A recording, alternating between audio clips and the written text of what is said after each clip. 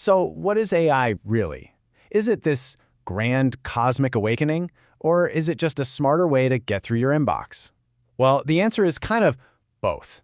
And to really get our heads around what's happening, you've got to hold two very different ideas at the same time. The huge, mind-bending long-term future and the practical, what do I do on Monday present? Let's start with the big picture, and I mean the really big picture. To get that perspective, we're going to turn to MIT physicist Max Tegmark. He argues that what we're living through right now isn't just another tech cycle. No, this is a pivotal moment in the entire 13.8 billion year history of the universe. He actually sees AI as the thing that could help life flourish for billions of years. I mean, think about that. We're not just talking about a new gadget, we're talking about a whole new chapter in cosmic history. So where does this grand vision even begin? Well, for Tegmark, it all starts with a whole new way of thinking about intelligence itself. He's basically arguing we're on the verge of witnessing an entirely new form of life. He calls it Life 3.0, and it's a pretty cool way to frame it. Think about it like this. Life 1.0 is something simple, like bacteria. Its hardware and software are just products of evolution. It can't really learn. Then there's us, Life 2.0. Our hardware is still from evolution, but we can design our own software. Languages, cultures, skills. But Life 3.0, that's a game changer. It's something that can design both its software and its own hardware. It's life totally untethered from its biological roots. Okay, so how do we get there? Well, the path to Life 3.0 runs straight through something called Artificial General Intelligence, or AGI. This is the holy grail, an AI that can perform pretty much any intellectual task a human can. And here's where it gets wild. Once you have an AGI, it could, by its very nature, get better at doing AI research than we are. And that could kick off this runaway intelligence explosion, creating a superintelligence that is just way, way beyond anything we can comprehend. Now, if that all sounds both incredibly exciting and, a little bit terrifying, you are definitely paying attention.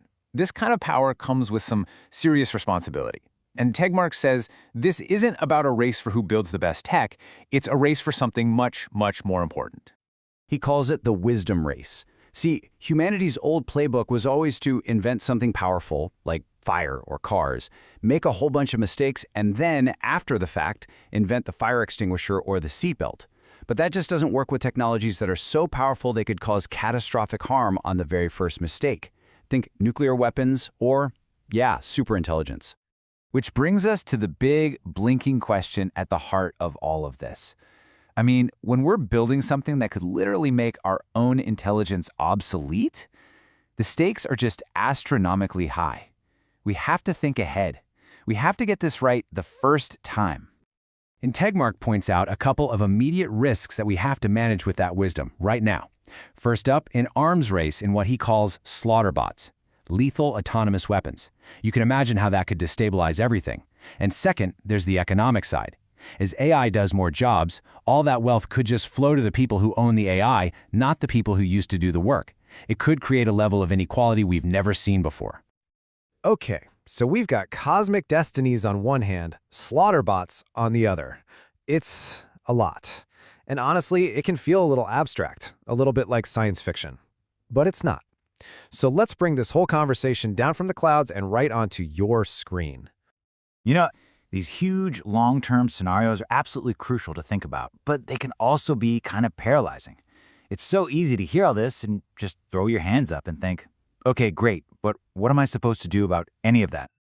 So let's totally switch gears and ask a much more immediate question. This is where the work of Wharton professor Ethan Mollick is just so incredibly useful. He drags us out of the far future and plants us firmly in the here and now with a practical playbook for what this all means for you and your job today. Mollick's entire focus is about taking this powerful, kind of strange new technology and turning it into your co-intelligence. Basically, a partner that can completely change the way you work. And here is his core message, and it's so important. Nobody has the secret instruction manual. Not the people who built it, not the big tech companies, nobody. They have no idea how AI could help a business like yours. The only way we're all going to figure this out is by rolling up our sleeves and actually experimenting with it. So he gives us 4 really simple rules to get started. First, just invite the AI in. Try it on everything, just to see what it can do. Second, remember, you are the human in the loop. You're the expert, you have the final say. Third, treat it like a person, a very weird but very eager intern. Give it roles, give it context, and you'll get way better results.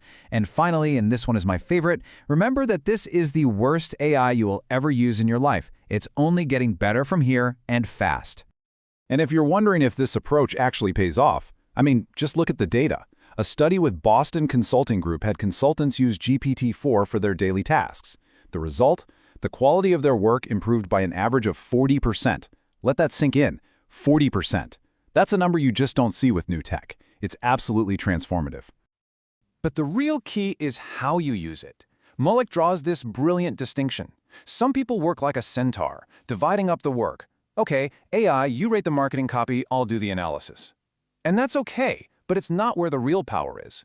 The most effective people work like a cyborg, deeply weeding the AI into their process. Help me brainstorm, tweak this sentence, play devil's advocate for me. That's where the magic really happens. So, how do you become a cyborg? Well, you have to commit.